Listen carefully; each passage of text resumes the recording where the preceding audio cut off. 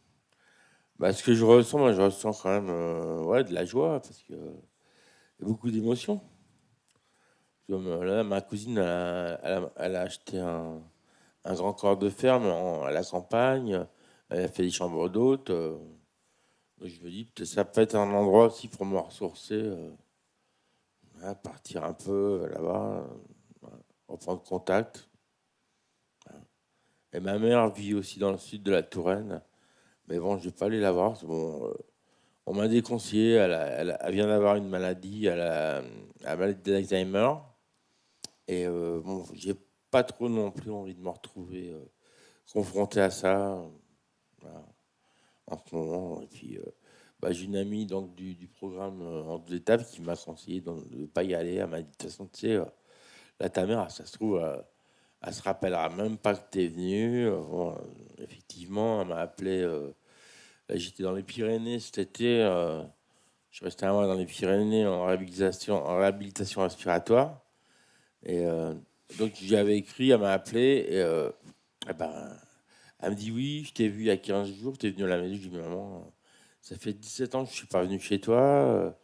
Elle se rappelait pas de ma fille. Bon, ça m'a un peu choqué quand même. Et ça m'a mis assez mal. Et bon, voilà, j'ai pas trop envie pour aujourd'hui, en ce moment, d'aller là-bas et de me retrouver confronté à ça. Merci beaucoup, Rodolphe. Alors, je crois qu'on peut applaudir, hein, c'est fort comme témoignage. Alors, Adrien, oui. ouais, je voulais dire à Rodolphe, bah, beau rétablissement. Ouais, Bah, toi aussi, on hein, peut le dire. hein. Ouais. On peut le dire, d'autant que, Rodolphe, vous pouvez peut-être ajouter quelque chose, parce que vous m'aviez confié sur la fin de notre conversation que, en termes d'autonomisation, vous êtes, si vous vous souvenez, vous êtes en train bah, Ouais. Donc, j'en parlais parce que de faire une belle procédure, Mm. voilà, si je puis dire. j'en parlais. Bon, mes collègues sont pas trop au courant. J'ai pas voulu le dire au départ, à part une. En 2012, mon ex-femme est assistante sociale, donc dans un service social en Seine-Saint-Denis. Et donc, elle a insisté. Donc, j'ai été placé sous mesure de protection curatelle renforcée. Donc, ça fait 10 ans. Et, au mois de mars, je suis passé en jugement. Et il s'est avéré que la juge a prolongé la mesure pendant 3 ans. Donc, j'ai fait appel. J'ai fait une demande d'aide juridictionnelle. Donc, j'ai obtenu un avocat. Et puis là, je suis passé mercredi dernier devant un expert psychiatre qui m'a fait un rapport favorable à une levée. Bon, voilà. Et donc j'ai fourni 3 courriers, aussi un courrier de mon employeur, un courrier du DHSOA et d'un psychiatre qui sont tous favorables à ma démarche. Et donc normalement, ça devrait pouvoir se faire, mais pas avant 3 mois. Le jugement, mon avocate m'a dit que c'était pas avant 3 mois. Donc, ça explique que je suis toujours un peu démuni financièrement, parce que bon, j'ai de l'argent, on a même pas mal, et pas mal. Je suis pas millionnaire, hein, mais bah, j'ai de quoi faire voir venir. Et puis en plus, bon, avec la rémunération plus le que je perçois là, toujours, et pendant 6 mois, on peut le percevoir. Donc, j'arrive quand même à une petite somme où je peux vivre quoi, de manière autonome. Voilà, donc là, c'est en cours. Depuis presque 8 mois, je me bats avec ça. Et là, on arrive au bout, quoi. Voilà, donc je vous souhaite que les choses avancent favorablement. Merci encore pour ce témoignage. Marie, je souhaiterais revenir donc sur, vous demander peut-être quelques exemples concrets éventuellement de familles. D'ailleurs, ça peut peut-être arriver. Pardon, je me permets de vous proposer un autre verre. D'exemples concrets de familles qui sont peut-être auxquelles vous faites peut-être face, qui peuvent être maltraitantes avec leurs enfants. Est-ce que ça vous arrive? Alors, déjà, je veux revenir une seconde sur ce qu'a dit Rodolphe, parce que Bien sûr, bien sûr.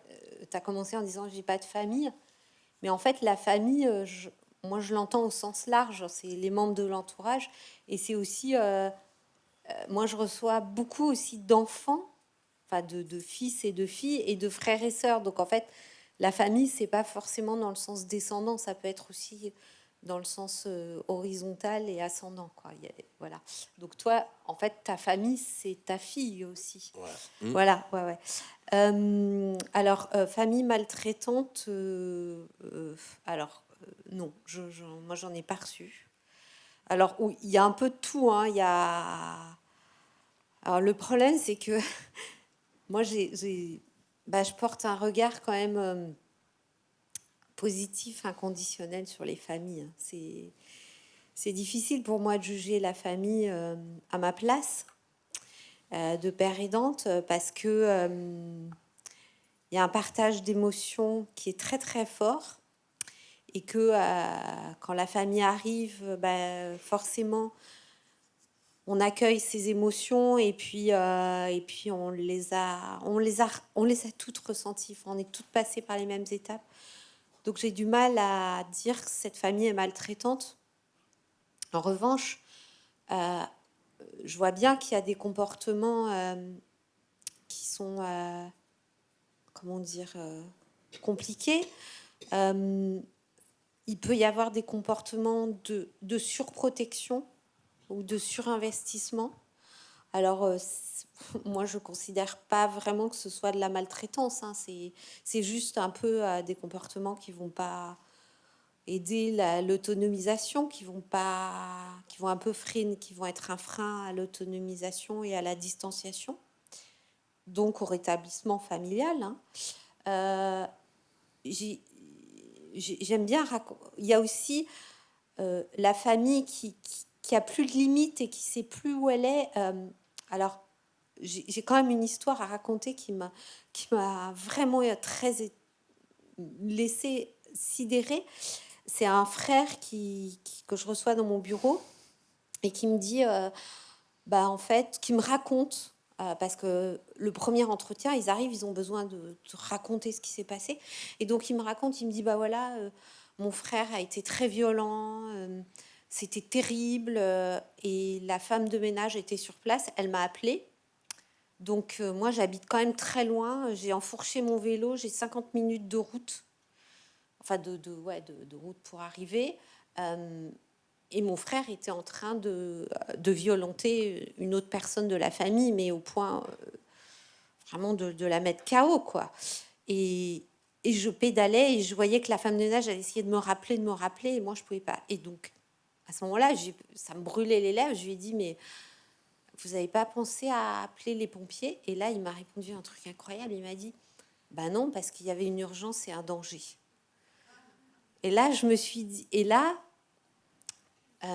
ça, c'est vraiment un exemple que la famille est tellement investie, elle a tellement plus de limites, elle est tellement dans le tout, dans le surinvestissement, que elle n'arrive même plus à se dire que les pompiers, elle se dit qu'elle va être plus rapide et intervenir de façon plus urgente que les pompiers. Donc ça va jusque là. Alors là, on n'est pas du tout dans la maltraitance. En fait, moi, je peux pas vous dire que j'ai reçu des familles maltraitantes. Non, j'en ai pas reçu. Et puis, si j'en recevais, je pense aussi que c'est ça qui est formidable de travailler dans une équipe pluridisciplinaire, c'est que tout de suite, j'irais en parler avec les médecins, avec les soignants, avec les ergos, toute l'équipe, les assistantes sociales, toute l'équipe qui est là aussi. Et du coup, le père aidant famille, il n'est pas tout seul non plus face à ce genre de choses. Après, donc les comportements un peu... donc il y a beaucoup de surprotection et de surinvestissement. Il y a aussi des comportements parfois un peu de colère envers le proche. Mais ça, moi, je les ai connus aussi, de pourquoi il est agressif, pourquoi il nous fait ça, pourquoi... Voilà, alors, encore une fois, on ne sait pas et on fait ce qu'on peut. Il y a aussi des comportements de... Je ne veux plus m'en occuper, je ne peux plus. Donc d'épuisement. Voilà, mais encore une fois, je ne peux pas juger tout ça parce que tout ça, c'est une palette d'émotions qui me semble...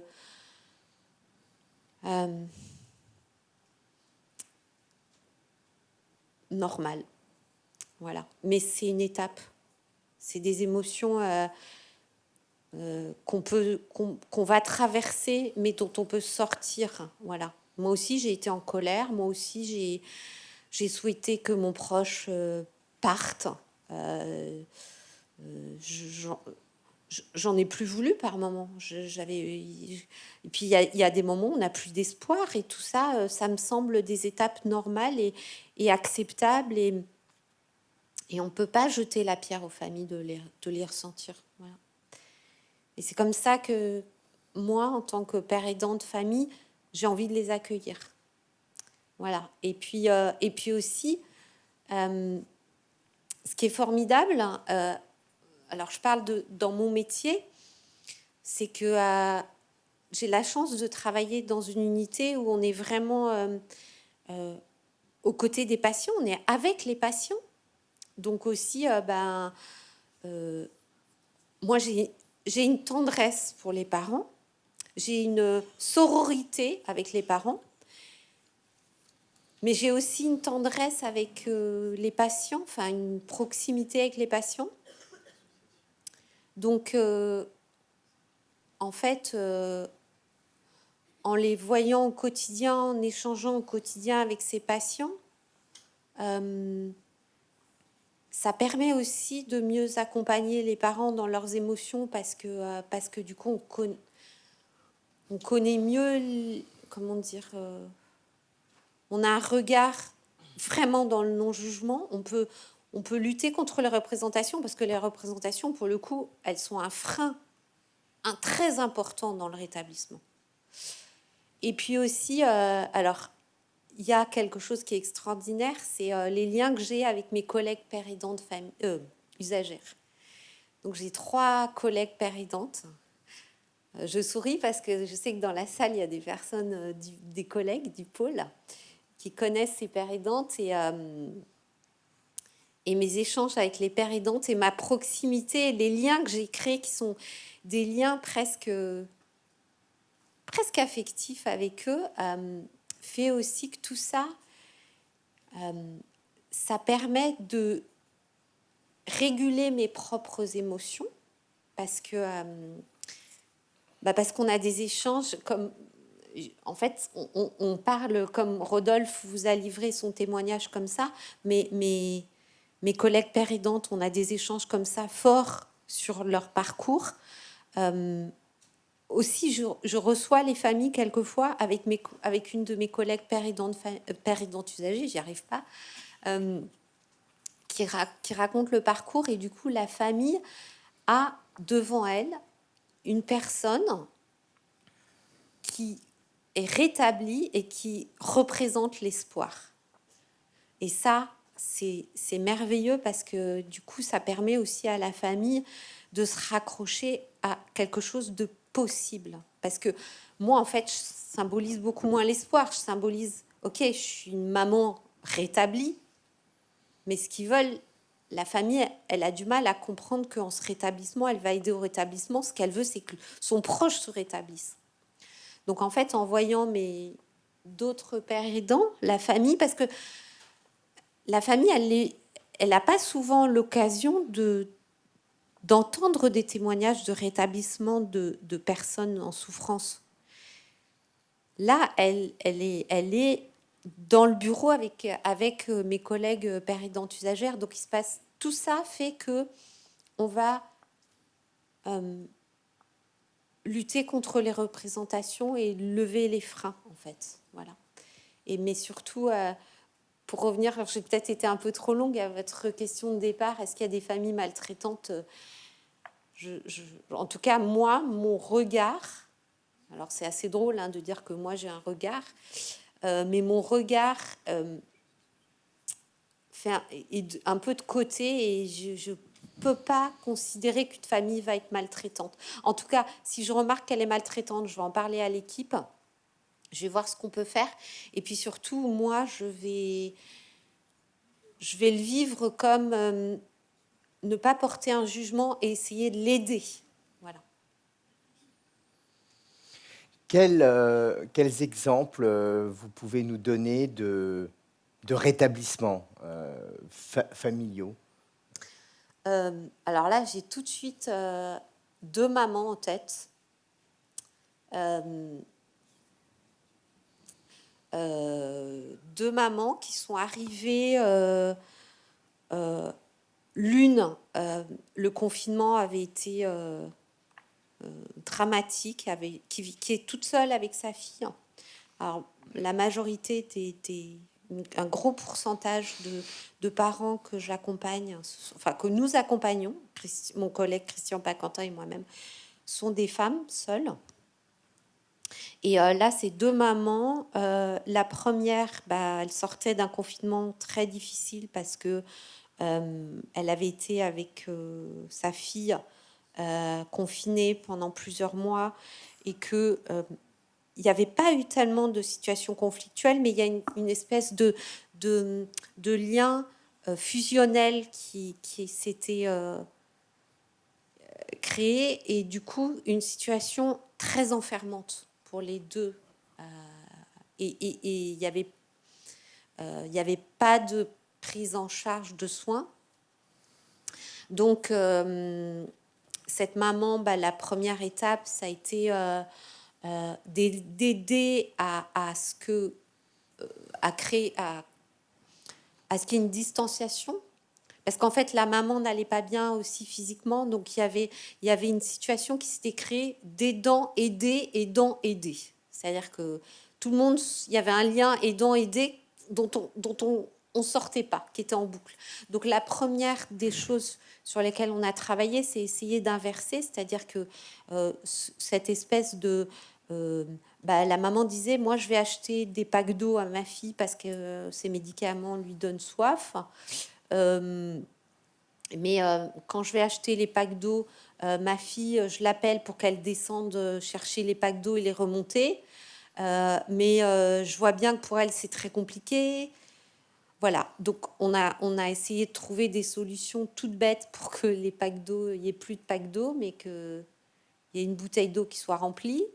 C'est des petites actions comme ça, en fait. On a fait plein de petites actions qui ont fait que sa fille n'était plus aidante. Et au fur et à mesure, on a travaillé aussi pour qu'elle soit de moins en moins aussi aidante et qu'elle pousse sa fille aussi vers une autonomisation et une prise, un contact vers nos structures de soins. Après, il y a eu un relais qui a été pris par nos structures de soins. Après, la mère et la fille ont pris chacune un appartement. Alors, ça a été très compliqué. Elles avaient toutes les 2 des appartements, mais au confinement, elles s'étaient réunies. Donc, ça a été très compliqué. Donc, du coup, on a essayé de travailler le fait que, pourquoi pas 3 jours chez vous et après 3 jours chez votre fille. Vous voyez, mais tout ça, je l'ai travaillé avec l'équipe aussi. Je n'étais pas toute seule. Donc, ça a été des petits pas comme ça. Et puis après, la dernière étape, c'est la maman qui aujourd'hui... alors ça, c'est une orientation qu'on a faite ensemble, qui est pas forcément bonne pour tous les parents, mais là, qui convenait bien. La maman, on a travaillé ensemble pour qu'elle s'inscrive à un programme de psychoéducation. Et aujourd'hui, la maman, elle suit Pro-Famille. Ça y est, quoi, la maman, elle va bien, elle est... Voilà, je suis très émue parce que ça fait 1 an qu'on travaille ensemble avec cette maman. Et ça y est, la maman, elle va bien. Et sa fille, elle est autonome, elle vit dans son propre appartement. Et en fait, on a travaillé sur 2 choses, la distanciation, l'autonomisation et la formation de la maman. Et c'est les 3 choses qui ont... Mais il n'y a pas d'exemple type. Chaque famille vit son chemin différemment et toutes les étapes sont différentes. En tout cas, il y a toujours quelque chose d'important, c'est accueillir les émotions de la famille, partager avec elle. On a une communauté d'émotions, en fait. Et voilà. Voilà. Je ne sais pas si je réponds aux questions, mais... Ce que je retiens, en tout cas, c'est effectivement ces 3 axes d'autonomisation, de distanciation et de formation des parents, de psychoéducation. Ouais. Et pour cette autonomisation, cette distanciation, est-ce que c'est finalement assez fréquent, voire très fréquent, de ce que la situation de logement évolue, que la personne concernée finalement prenne son autonomie avec un nouveau logement séparé de ses parents, du logement familial? Alors, c'est très fréquent, mais il y a quand même un frein qui est matériel. Bien sûr, financier. Bah oui, c'est-à-dire que c'est possible quand il y a un logement, un autre logement, mais quand il n'y a pas de possibilité d'autre logement, c'est souvent le cas. Hein. C'est la majorité des cas. Il n'y a pas de possibilité financière d'autonomisation par le logement. Et puis, il n'y a pas de logement, enfin, il y a très peu de logements. Mais l'autonomisation, elle existe de plein de façons différentes. Enfin, elle n'est pas forcément que dans un autre logement. Elle est aussi à travailler dans la tête de la famille et du proche. Enfin, il y a d'autres leviers d'autonomisation. Comment, par exemple? Comment alors, il y a plusieurs choses. D'abord, j'ai parlé aussi des représentations. Il y a beaucoup de familles qui ont très peur de la psychiatrie, de la maladie et de l'univers de ce qu'ils appellent des fous. C'est-à-dire, mon enfant, je ne veux pas que mon enfant soit fou. Donc, ça veut dire que accepter que de lâcher son enfant et qu'il soit soigné, ça veut dire accepter la maladie, mais ou les troubles, mais pas comme eux, enfin, pas selon l'idée qu'ils s'en font. Voilà. Donc ça, je pense que pour l'autonomisation, il y a un travail de lutter contre les représentations. Alors je le fais grâce à mon partage de vécu, c'est-à-dire dire voilà, moi voilà ce que j'ai connu. Oui, alors aussi reconnaître, oui, il en existe des psychiatres qui tiennent à l'écart la famille, oui, oui, tout existe. Et moi, je l'ai vécu ça. Et puis aussi, je parle aussi de ma fille. Je parle de toujours travailler avec la famille, que ma fille, alors je parle de moi et de ma fille, c'est une personne d'abord, c'est une jeune femme. Aujourd'hui, elle est rayonnante et elle est victorieuse. Donc, les personnes qui souffrent de troubles, c'est des personnes en plus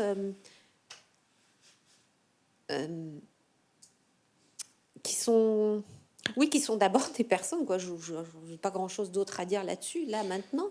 Ensuite, Excusez-moi, votre fille, justement, oui. Comment vous l'avez aidée à s'autonomiser, à se distancier par rapport à vous, à votre famille? Alors, déjà, je pense que je l'ai aidée, mais c'est surtout ma fille qui a agi, qui a été, c'est ce que je dis, victorieuse. C'est une warrior. Alors, comme c'est moi qui me suis aidée moi-même, en fait.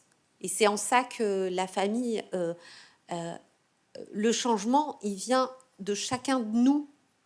et pas de l'autre. C'est-à-dire que c'est la famille qui peut changer, qui peut se changer elle, et non, elle va pas changer son proche, et c'est le proche qui peut se changer lui tout seul.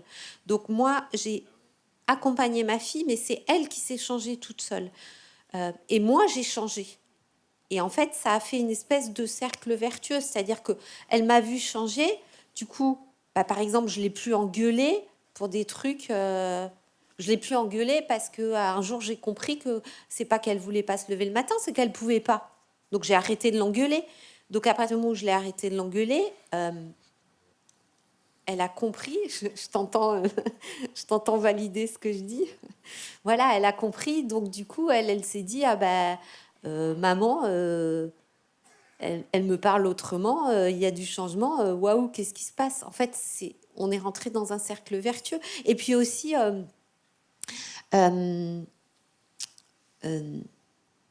je pense que j'ai accepté aussi.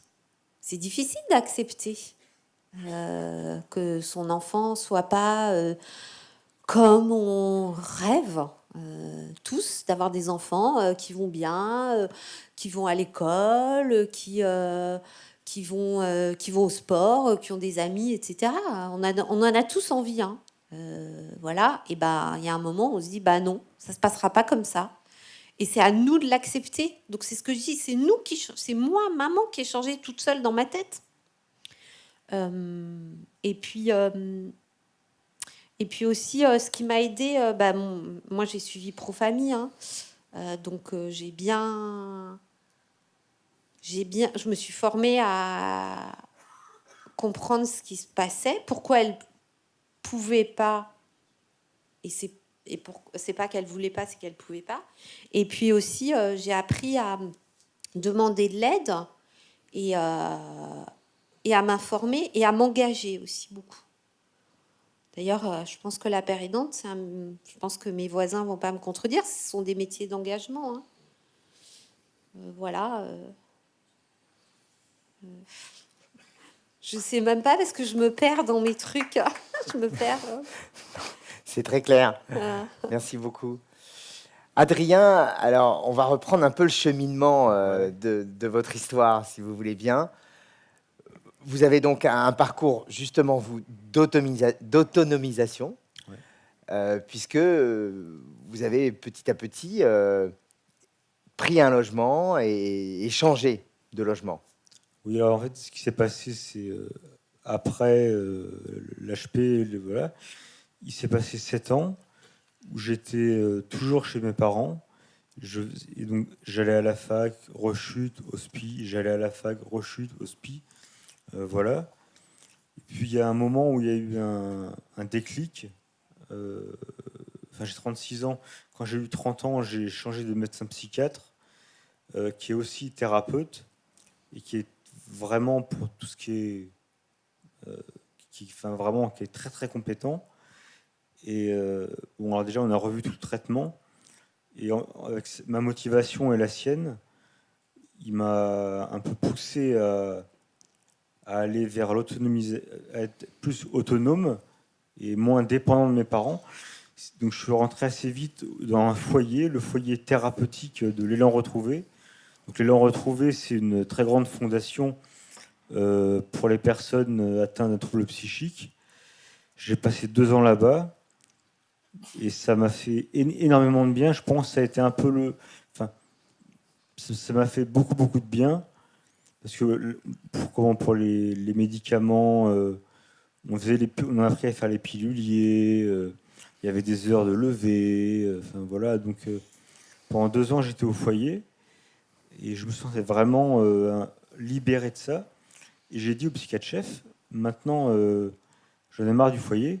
J'aimerais bien aller dans un appartement thérapeutique. Pourquoi vous en aviez marre du foyer? Parce que j'estimais que j'étais assez autonome pour ne plus vivre en foyer. Alors, ce qui était vrai, mais pas n'importe comment. Il se trouve qu'après, j'ai intégré l'appartement thérapeutique. Alors, c'est un mec adorable, mais mon coloc était assez mutique. Donc, en fait, je me sentais vachement seul dans l'appartement. Et donc ça ruminait. J'ai tapé des crises d'angoisse. j'ai pas trop osé le dire. Et puis l'angoisse a monté. Je commençais à me shooter au benzodiazépine. Donc, et au bout d'un moment, bon, bah, j'étais hospitalisé. Voilà. Et puis ensuite, bon, bah, après, je suis sorti de l'hôpital, où je suis resté 2 mois. Et pour sevrage des benzos, justement, parce que je me suis vraiment shooté. Pas pour faire joli, mais parce que je me sentais mal, très mal. Et voilà. Et après, en fait, mais ce que j'ai au foyer, ça a été, à l'appartement thérapeutique, ça n'a pas été. J'ai compris que je pouvais être autonome, mais ne pas vivre seul. Et il se trouve que j'ai intégré le SAVS 12, Service d'aide à la vie sociale de l'œuvre Falleret. Et assez rapidement, bon, avec ma référente, l'équipe, je me suis senti très à l'aise, très écouté, voilà. Et donc, j'ai parlé avec un éducateur spécialisé qui s'appelle Pierre, qui est dans la... Salut Pierre. C'est avec Pierre qui est dans la salle. Et on a vu tous les deux qu'en fait, il fallait que je sois... Enfin, que ce qui me convenait, c'était autonome, mais pas seul. Et donc, je suis dans l'habitat inclusif. On est trois colocataires. Moi, je cherche le contact. Eux le cherchent aussi. Donc, on mange ensemble, on fait les courses ensemble. On a nos vies respectives. Mais vraiment, je lui dis, bon, il m'a fallu 10 ans pour en arriver là. Ça a été un chemin de croix. Mais là, vraiment, je me sens stable, je me sens bien dans la colocation. J'ai un vrai chez moi. Et pour moi, c'est une vraie victoire, quoi. Parce que le parcours a été long, quoi. Voilà. Donc, et le fait d'être autonome, mais pas seul, c'est exactement le type de logement qui me fallait, en fait. Donc, j'ai eu cette opportunité en arrivant au SAVS. Et voilà, très sincèrement, à l'appartement, je ressens. Alors, ça m'arrive d'avoir parfois des angoisses. Bon, je suis stabilisé, mais je reste hyper sensible, hyper émotif et angoissé. Je suis comme ça, voilà. Mais globalement, dans l'appartement, l'habitat inclusif, j'ai un sentiment de sécurité. Et donc, comme je suis en sécurité, ça fait que ça fait un chez moi, un bien-être. Et c'est vraiment le déclic. Voilà, j'ai plus besoin de papa et maman, quoi. Même si j'aime mes parents. Mais j'ai plus besoin de mes parents. J'ai mon chez moi. Et puis, bon, et puis bah, ça va dans la bonne direction, j'ai envie de dire, quoi. Donc voilà. Comment ça se passe avec les autres colocataires? Vous êtes 3 en tout, c'est ça? On est 3, ouais. Oui, alors moi, Comment ça se passe? bah, comment ça se passe? Alors en fait, Bah, vous avez peut-être des conflits de temps en temps. jamais. Jamais? Enfin, c'est assez récent. C'est début juillet qu'on l'a intégré. Donc il y a Pierre, éducateur spécialisé, qui vient nous voir chaque semaine pour voir si si tout se passe bien, s'il faut, voilà. Des conflits, jamais, parce qu'il n'y a pas de non-dit. Et il n'y a pas de non-dit, on se dit les choses, mais on est d'une nature plutôt paisible, même très paisible. Donc, dans le conflit, il n'y a jamais eu un mot plus haut que l'autre. Alors, des fois, on a eu des désaccords sur qui veut la télé, qui veut pas la télé, la Wi-Fi, et tout le bordel. Mais ça, Pierre est là aussi pour nous aider. Et puis, on se dit les choses, mais pas d'une manière hargneuse ou haineuse. Donc, non, vraiment, aucun conflit, zéro conflit. Et comment vous faites quand vous avez des moments d'angoisse, d'anxiété? C'est un plus d'être ensemble? Alors, il y a eu, dans l'appart, j'ai eu deux moments d'angoisse. Il y en a un où un de mes colocataires, Manuel, qui est beaucoup plus âgé que moi, donc je veux dire qui qui a beaucoup plus de recul sur la maladie. Il m'a beaucoup épaulé, il m'a fait beaucoup de bien, il a parlé avec moi, on a parlé, voilà. Si ça devait arriver à l'un de mes colocataires, je ferais pareil. Parce que je pense qu'il faut qu'à trois, il faut qu'on soit soudés et solidaires. La solidarité, je trouve que c'est important. Et puis, il y a eu un autre moment où j'ai eu une angoisse plus importante. Ce que j'ai fait, c'est que j'ai tout de suite appelé ma psychothérapeute. On a fait une visio d'1 h 30. Et après, à la fin de la visio, il y a eu 1 heure est passée, 2 heures est passée. Et le bien-être est revenu très rapidement, quoi. Parce que le truc, c'est que j'ai pas osé faire à l'appartement thérapeutique de l'Élan, c'est vraiment demander de l'aide. Parce que, bon, un peu par fierté, voilà. Maintenant, je sais que quand ça va pas, je demande de l'aide. Et c'est pas me dévaloriser que de dire ça. Je crois que c'est le plus important, voilà. Mais voilà, et donc bon, Rodolphe, Marie, puis dans le public, je sais pas. Et pour vous dire, on peut, au début d'un processus de rétablissement, au début d'une maladie, on peut se dire, je souffre trop, j'ai pas d'avenir, je suis foutu. Et ben en fait, pas du tout, parce qu'il y a il y a pas de fatalité. Et on a tous une faculté à rebondir, je pense. Je pense que l'humain a une faculté à rebondir vraiment exceptionnelle. Ça prend le temps que ça prend, mais c'est faisable. Donc je vous dis, ne perdez jamais, jamais, jamais espoir. Il y a toujours des solutions. C'est un peu ce que je veux. Enfin, je suis hyper ému en parlant, mais voilà. C'est ce qu'on recherche aussi, et je pense que tous ceux qui vous écoutent sont très émus aussi.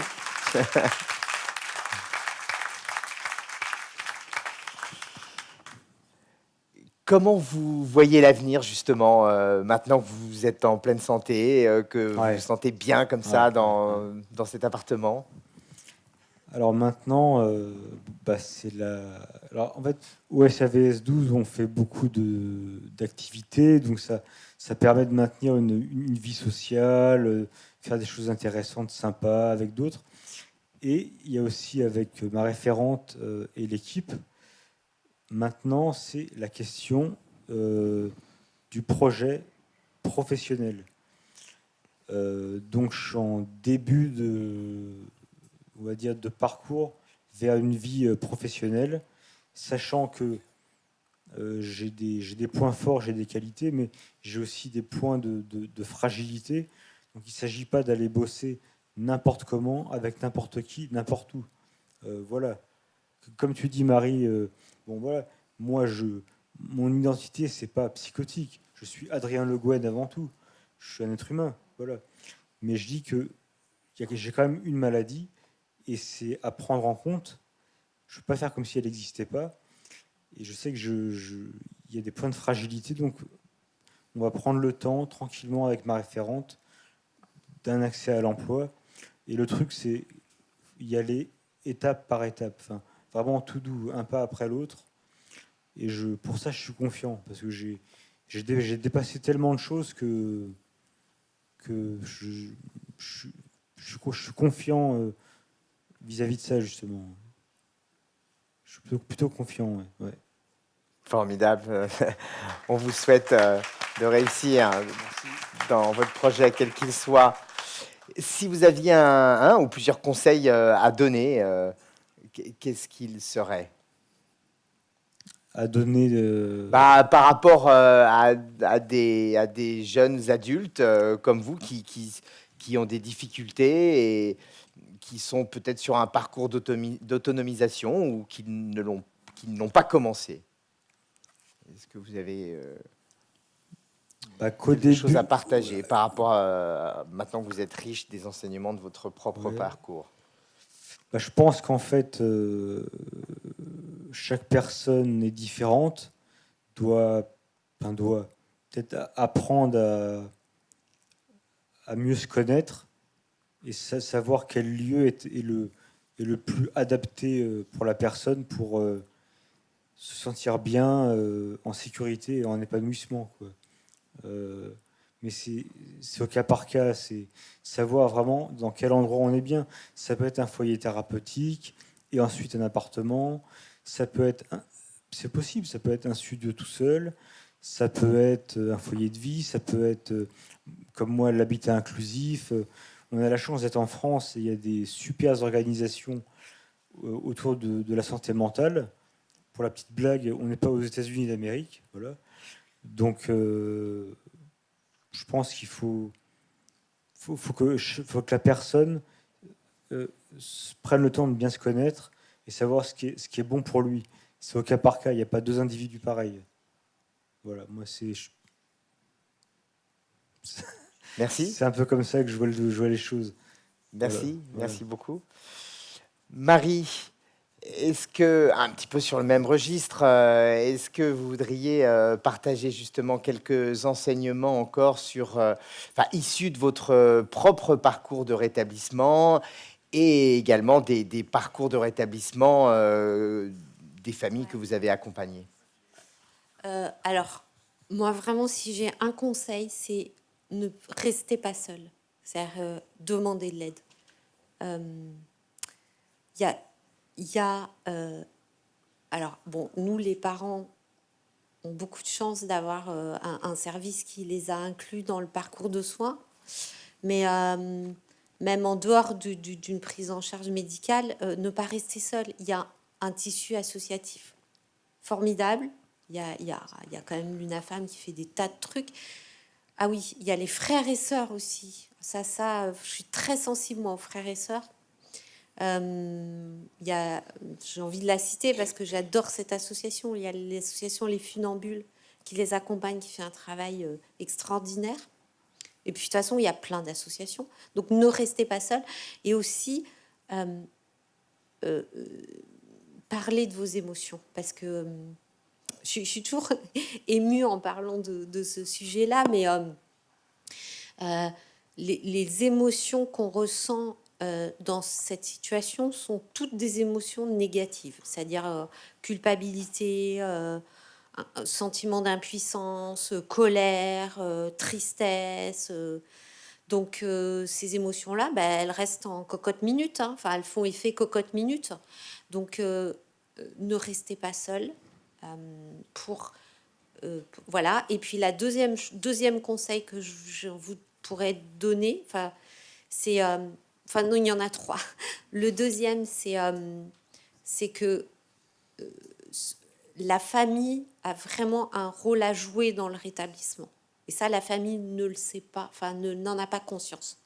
Elle est importante, elle peut aider au rétablissement. Il faut que la famille, elle en soit convaincue. Troisième chose, c'est que c'est vous tout seul qui pouvez changer. Vous ne pouvez pas changer l'autre, vous ne pouvez pas changer votre proche, vous ne pouvez pas changer les choses. C'est vous qui pouvez changer. C'est vous qui êtes acteur de votre propre changement, qui avez votre propre pouvoir d'agir. Et la dernière conseil que j'ai oublié, le dernier truc, ça rejoint ce que tu as dit, mais c'est l'objectif numéro 1 de la paire aidance. Ne jamais perdre espoir. Voilà. Ouais, c'est pour. Je me répète, mais il y a aucune fatalité dans un parcours de rétablissement.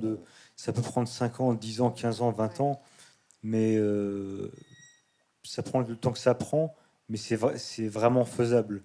Il y a aucune fatalité. Par contre, il y a un parcours à faire, et ça peut être long parfois. Il n'y a pas de fatalité, on a tous un pouvoir d'agir. Rodolphe, vous aussi, votre parcours est emblématique. Vous avez probablement quelque chose à dire encore, un conseil ou même plusieurs à prodiguer. Comme conseil, déjà, je voulais... tout à l'heure, tu as dit un truc sur les parents qui peut-être avaient peur de se séparer de leur enfant, de l'envoyer en soins. Peut-être aussi, ça les ramène aussi à leur propre déficience. Et... donc j'ai un sentiment de culpabilité parce qu'en tant que parent, on pense avoir le pouvoir justement sur l'enfant, et en fait non, l'enfant il se construit aussi avec les parents ou sans, mais il se construit, et c'est vrai que je suis complètement d'accord. Et puis par rapport justement à ce que tu disais aussi sur le rétablissement, ouais, bah, il n'y a pas une définition du rétablissement. À mon avis, il y a des rétablissements et chacun le sien. Voilà, on fait avec son parcours et voilà, ça évolue ou pas parce que bon, il y en a qui peuvent rester dans la maladie et, et aussi voilà, je vais aussi ajouter que bah, demander de l'aide, oui, c'est une force pour moi. Je pense que c'est une force de pouvoir demander de l'aide, c'est une force et ça apporte. Voilà. Et bon, bah, moi, je vois pas trop non plus grand chose à dire d'autre. Sinon, que bah, je connais aussi là où t'es passé, L'élan. l'élan. J'en ai entendu parler. J'ai un ami qui travaille, qui est infirmier. Et peut-être que tu le connais Ouais, après. on verra après. Voilà. Peut-être pas en public. Voilà. C'est ce que je pense aussi. Non, tu me diras après, Rodolphe. Ouais. Et voilà, donc les SAVS aussi, c'est bien. Le SAVS, moi je suis allé en SAVS aussi. Bon, j'ai pas trop adhéré, mais parce que justement il y avait encore les produits, mais c'est sûr que le SAVS ça fait sortir de ces espèces de carcans qu'on s'est construit voilà, pour s'isoler. Bon, c'est bien de faire ces choses-là. Ah, je vois pas trop quoi ajouter d'autre. Alors, vous avez d'autres questions?